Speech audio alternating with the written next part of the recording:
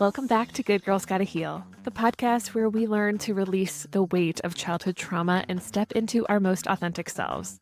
It's time to ditch that good girl mask and embrace a life of ease, compassion, and genuine connection. Join me, Megan Walsh, holistic trauma therapist, and let's embark on a journey of healing and self-discovery together. Let's dive in. Hi, everyone. Welcome back to a new episode of Good Girls Gotta Heal. Today, we have such a special guest here to talk about the mother wound and what that means and the healing process when you are dealing with a mother wound. And I'm really, really excited to talk with her because her content, I resonate so much with it. I'm sure if you follow her on Instagram that you resonate too. And I can't wait to get this conversation started. So I am here with Yelna Alrahman. And Yelna is a former good girl from Iran turned into unapologetic woman who walked away from her toxic environment, healed, and now helps other women find their way back to themselves.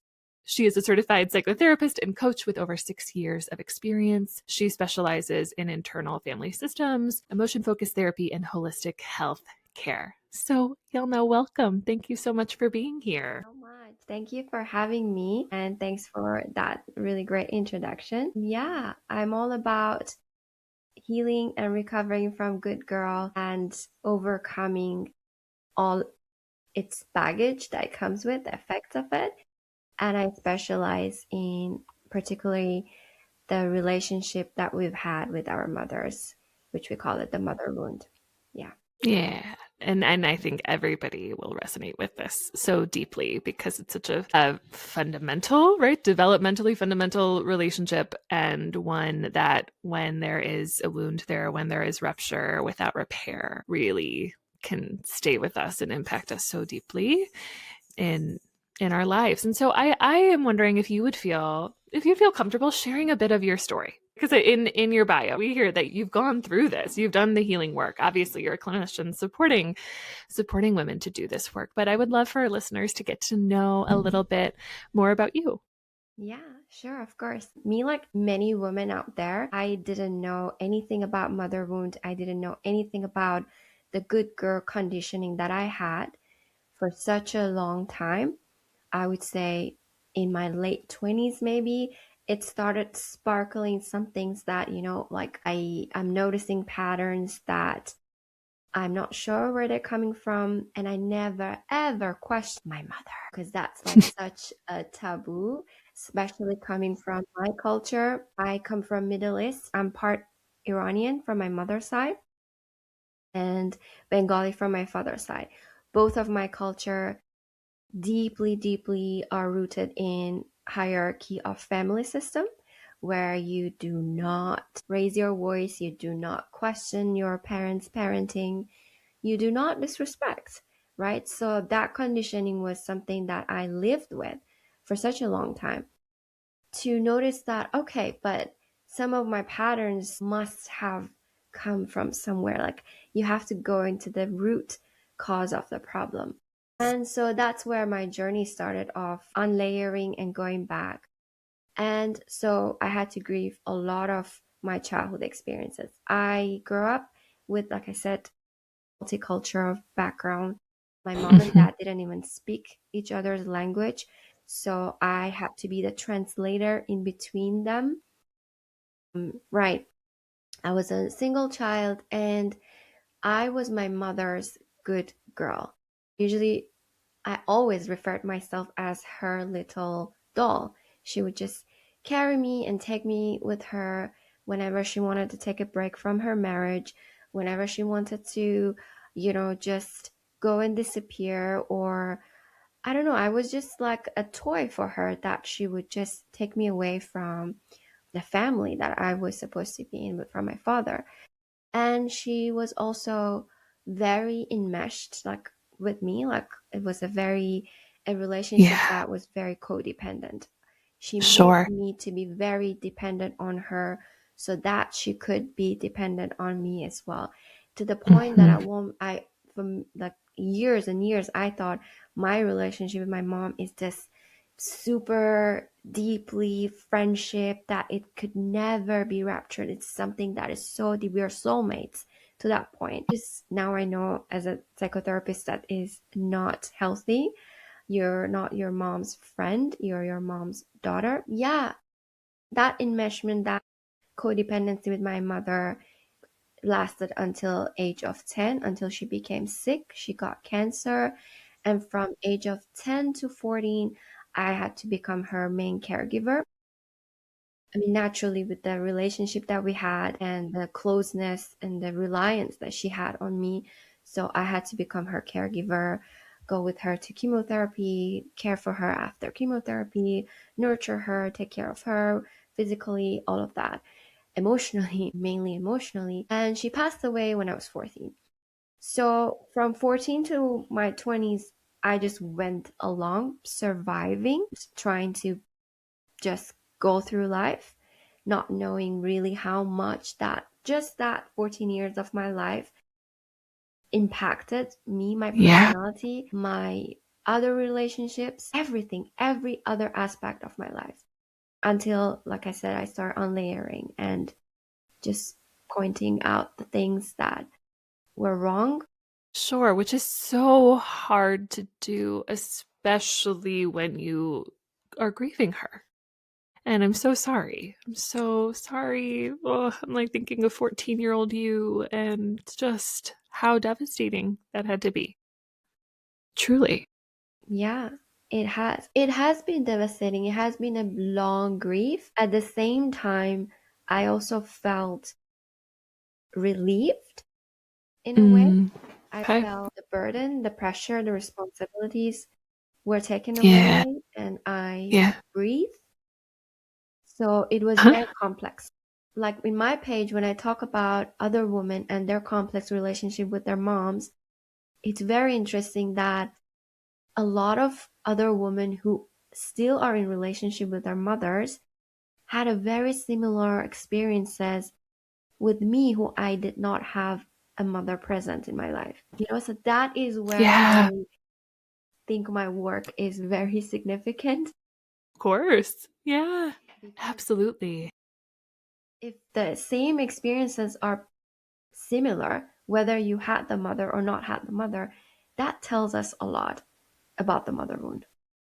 Absolutely. Wow. And the mother, it's so complex. Like this, and especially your story, right, is like such a complex version of it. And especially given that your relationship with your mom, right? Like at 14, that was, you didn't get to work on it together or, grow inside of it together since then, which you were, I love that you mentioned the complex grief too, because I think this is something that I know many people that I work with, whether they've lost their parent already or maybe they are thinking ahead to like what happens when they go, how will I feel? And when you're in this complex dynamic, especially when there's more codependence, reliance on you as the emotional support, many people feel guilt around like, you know what, I might feel a little bit relieved, right? The pressure might be lifted, but does that mean that I don't love them or that I don't care about them? And so often too, like when you grow up in that kind of environment, you're taught to think in black and white. It's either like, okay, either I'm all relieved and I don't care, and I'm a bad daughter, or we can do both, and we can be right. We can be a daughter that has love, and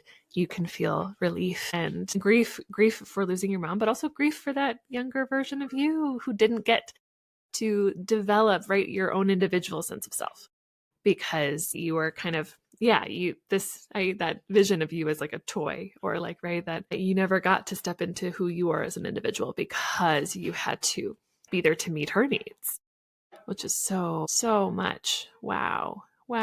And tell me, what are, with women that you work with, what are some common struggles in adulthood that you see with someone who has a mother wound? Yeah, absolutely. Like I said, even though I lost my mom at 14, the effects of the things that remained with me, it was very long lasting. It did not go away with her. And this is why I say that a lot of women that I work with, they have the similar experiences. Experiences such as this identity that you form as a good girl, as a girl that listens and attunes her nervous system to her mother. So when you're at a very young age, you learn that you belong to her. You conform everything that you have to her, adapt to her. Your emotions and everything depends on her. That is already fundamental. Your nervous system shaping based on that, your identity shaping based on that, your personality. So you grow up based on that nervous system. So you go to the world being that good girl. So you struggle with lack of self-confidence, lack of self-belief. You struggle with making decisions and that authority of being in your own life, the autonomy that you never had, right? So I see this with a lot of women that I work with. They struggle with making decisions because they constantly doubt themselves. They need that reassurance, the validation from outside for them to, even if it's something small as, should I buy this thing for myself or not? And let's not forget about relationships, the people that you attract. That was a big one for me. And again, I see a lot of similarities between what I went through in my life and other women that I work with that are still struggling, even if they're in no contact with their moms, by the way, and they are outside their family. Like me, they got away, they went to a different country or something. They still struggle with the relationships that resembles a lot of what the dynamic that they experience at home. Yeah. Yeah. That would So I'm curious, in your own experience, what type of people were you drawn to? And actually how this played out for you and people that you work with in friendships, but also romantic relationships. I'm curious if there were similarities and differences there. Absolutely. So I think it goes into how you feel about yourself, because your relationship with your mom defines the relationship you build with yourself, and your relationship with your father defines the relationship you have with outside world. But again, it's much more complex because within the family system, the way that your mom was also treated, or she had a relationship with your father, that also sets an example for you when you go into the world and find relationships for yourself. So it's the complexity comes with it, but it's always how you feel about yourself. So you attract people to give that validation to you. So if you feel lack of self-love, like you don't like anything about yourself, if you struggle, like for example, for me, I severely struggle with my self-image, my body image. Like Mm-hmm. I had a lot of Sure. insecurities around my body. And so the relationships that I attracted, whether friendships or romantic relationships, it was always around how do they think about me? Would they comment anything about me? So it's how you show up in a relationship. So that is the Mm-hmm. first thing. Second thing is Yeah. that people that you choose have the same attachment style as you had with your mother. So for example, if Mm-hmm. you had, for me, enmeshment and codependency, my relationship tend to be very codependent. I would find people that also wanted to be codependent and Yeah. toxic. So yeah, it's two ways. It's how you show up in a relationship and also how these other people that you choose remind you of your relationship with your mother. Can we talk about codependence for a second? How would you describe codependence inside of a relationship? Because oftentimes when I'm talking with clients about this, they're wondering, is it? Am I codependent? Am I not? What are some qualities of a codependent dynamic? Yeah, so the foundation of a codependent relationship is the not having a secure attachment, the insecure attachment style, right? It's when two people in a relationship, they are with each other not because of their values, not because of their interests, not because of their respect and love for each other, but rather because they cannot live without each other. That separation brings the anxiety of abandonment. That Yeah, if you cannot imagine yourself, picture yourself without your partner, without thinking that you cannot survive, that not because you love them so much, but because you cannot survive, you then totally. And I hear that I see it too as like my inner world is completely dependent upon your emotions, and that I feel my inner world feels most grounded and safe when you are most grounded and safe. But the second that you become irritated, angry, that your mood flips, then all of a sudden my inner world is totally destabilized. And so even it's not just if I were to lose you, I would be very sad, right? A secure attachment is I would be really sad and that would be really hard. But the insecure attachment being like, yeah, I couldn't exist without you because we need each other, right? We need each other to exist. It's so A complicated. mother wound explains this really good because, again, going back to what a mother wound is when a child attunes all her system. I refer her because I mostly work with women. When you're, as a little girl, attune all of your emotions, your thoughts, your nervous system, your safety to your mother, that is a definition of attachment for you. So you learn to attach to other people the same way. So when you meet a partner or when you have a friend, you attune all of yourself to that Yeah. person. So it's Mm-hmm. a very risky, big risk. And I've been working on my book and writing about this recently, but writing about attunement and how that attunement is such a fundamental developmental emotional need that we all have, that many of us did not get. And what that looks like, right, is actually the parent, and especially the mom, right? A mother who can look at you and without you having to say anything, especially when you're an infant, right? Like attunement from a parent to an infant is you are crying, you have a need, right? Okay, I will, and then I will come tend to your need. I know that you need me to help regulate your nervous system. And even with, right, I have a 3-year-old, and so much of, right, when he is dysregulated, I know he needs me and my regulated nervous system to help him learn how to validate, right? Yes, you feel angry, you feel upset, you feel sad. That's really hard.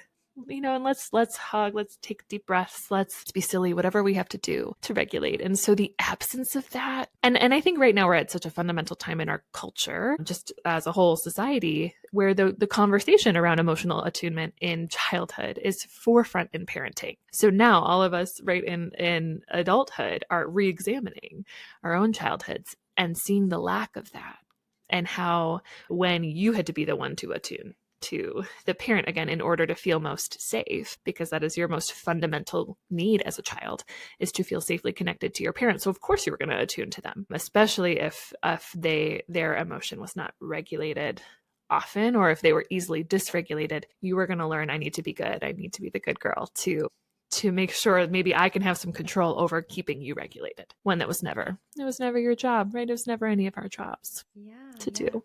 Yeah. Exactly. So it's like just for survival, we learn to be good, not Yeah. because we want to be good. Yeah. We just need to Right. be good to survive. Sad. Yep. I had and when we use the word good, obviously we're on the podcast, Good Girls Gotta Heal, and how so much of healing, right? If we look at that, the good girl, and how for all of us who identify as good girls, that, because I'm curious, how would you feel, or how would the inner child in you feel if she knew that like you are still good, even when you are having a tantrum, even when you're not being what your mom wants you to be, even when you get to do the thing that you need? Like, how do you think that part of you would feel? Yeah. I feel like it goes back into what you were saying earlier with black and white thinking. Being Mm-hmm. good and bad is such a Yeah. division of like our sense of safety. That's why, again, like for me, my inner child, and again, a lot of women that I work with, the fear of being bad, the fear of Mm-hmm. making a mistake, Yeah. disappointing anyone, the fear Right. of all of this just keeps us such into this little shell that we've created for ourselves Yeah. to feel safe. My little girl feels free, feels, Yeah. yeah, a big burden is taken away, that you don't have to be either good or bad. Everything Yeah. comes in complex, or there's always different ways to see things. So Mm. I always try to look at myself whenever I get triggered, is that let's not think about is this good or is this bad. Let's just go back into how does that make you feel? Validate that. And later on, when you feel regulated, when you feel calm, you can decide whether it's good decision Yeah. or not. And I love that you point out, right, the dichotomy between good and bad, and how so many of us have lived inside of that for our majority of our lives. And because shame is such a player inside of that, right? Like we want to avoid the bad parts or the bad behaviors, because if we do, then all of a sudden we're carrying so much shame Because shame says you won't love me, I won't be accepted, I won't be nurtured if there are these quote unquote bad, shameful parts of me. And so, what I love to share with clients too, and for our listeners, if you have memories or experiences where you felt like, ooh, I am bad, or I am like you felt really ashamed or a lot of shame, my favorite part and what works for me is because I in my own life like would held on to that for so long. Like I would just like, ooh, my stomach would turn and feel so like icky thinking about certain past experiences that I had, and I would feel so much shame around them. And when I started to do the like, hey, how was I doing the very best that I could at that time? Like, how was I doing the very best that I could? And what was I trying to get? Because usually it was always around like, you were just wanting connection, right? You were just wanting to feel safely connected. That is where it comes from. And I'm sorry that whoever, right, the other person inside of the dynamic couldn't give that to you because it wasn't you. Like you were just trying to find connection. And so I invite anyone, if that's something that you hold, like if you do hold on and there's pieces that, you feel shame around, be able to ask yourself that question. How are you doing the very best that you could at that time? Sense of, I think, just reparenting yourself back and giving the little you the space and the attention that you didn't get to have. Yeah, that is very important. Me, I always also like to, for me, being a good girl meant I abandoned myself, Yeah. So I immediately get out of my body and I try to do something or distract myself, or just I get into this doing to not like, yeah, that's a pattern I I see. identify with that. Yeah. Oh, yes. Totally. Yeah. Because because I know too, we talk a lot about self-abandonment, especially as therapists on social media. And I find that sometimes clients don't actually know, like, what does that really mean? And if you would even put that more simply, what is happening when you are abandoning yourself? Basically, just not wanting to acknowledge myself, and I'm just distracting myself doing other things. Like whether I start a new project out of nowhere, suddenly I'm cleaning a house and like going, no, my closet needs to, like, so doing things in very impulsively, just so that I don't have to be alone with myself and with my thoughts. And oftentimes self-abandonment also looks like people pleasing, because you go and give that attention that you want to give to yourself to other people in hopes that they will give that back to you. So yeah, I would be texting people, or like over giving, overstretching. Yeah. So that, I think, is a simple way of putting what Totally. self-abandonment looks like. Yeah. Yeah. And so much of it too, this actually like goes right back to the mother wound of not learning how to sit and hold hard feelings, right? I know, like for me, like the second I start to go into cleaning mode or organization mode, like I'm not feeling in control of something, or maybe I'm masking some sadness that I'm not sitting with, like that is always to me now the sign of like, oh, okay, I know that's under the surface. But it really does go back to the absence of, again, the like fundamental developmental need for a parent to model, hey, it's okay to be sad, right? We can sit with it. It's safe. We got it. We can acknowledge it. Yeah. Yeah. So it's such an important piece to get curious about. Exactly, just to show up for yourself like the mother that you needed. Like Yeah. to hold space for you and be like, what's going on? How are you feeling? Talk to yourself like Yeah. that self-talk needs to change from that harsh, critical, judgmental voice that tells you, see, you're not good enough. What a shame. Right. Go do Yep. something productive so that you can feel better about yourself. Yeah. Rather I come know. back and be like, hey, I'm here for you. Let's just take a moment and pause and feel, how are we feeling in our body. That Yep. is the opposite of self. Coming back to your body, Yeah. being present with yourself, and doing something. Just sitting with your inner child and feeling the emotions. Yeah. Oh, it's such a powerful exercise. And if it's hard for you to envision your inner child, like in your mind's eye, like get the photo, right? Like actually have the photo in front of you. And because it is so much easier to offer compassion to a child, and even right, a child photo of yourself than sometimes it is if that self-criticism runs deep and is really loud. So I think that is such a good exercise. to use. And I'm curious, are there any other exercises that you do with clients that someone listening could potentially try? Yeah. So I actually work with IFS with my clients, and the IFS techniques are very interesting when it comes to inner child work, because you don't see inner child just like as a little kid. You also see your inner teen. You see the different parts of the, yeah, different parts. And also the adult, you also see the adult version of yourself within your. So with IFS, the exercises that I work with my clients is to, you be the observer. You're not any of these parts. You're the observer. You're the self that is looking inward. And you have the critical parts of yourself. Have a conversation with the inner child of yourself to understand each other, to come to a place where they're not against each other, they're not fighting with each other, but rather they're working together. So the critical part of you always trying to protect the inner child, but with techniques and things that she learned from a very harsh and critical mother, oftentimes, right? So we use the same techniques that we've been conditioned, and we try to heal our inner child with that. And it just doesn't work. And that's why a lot of my clients are like, I try to do inner child work. It never helps. She never talks to me. I can never sit with her. I get triggered. And this is because Mm-hmm. the way they look and approach inner child is same approach they've received from their parents.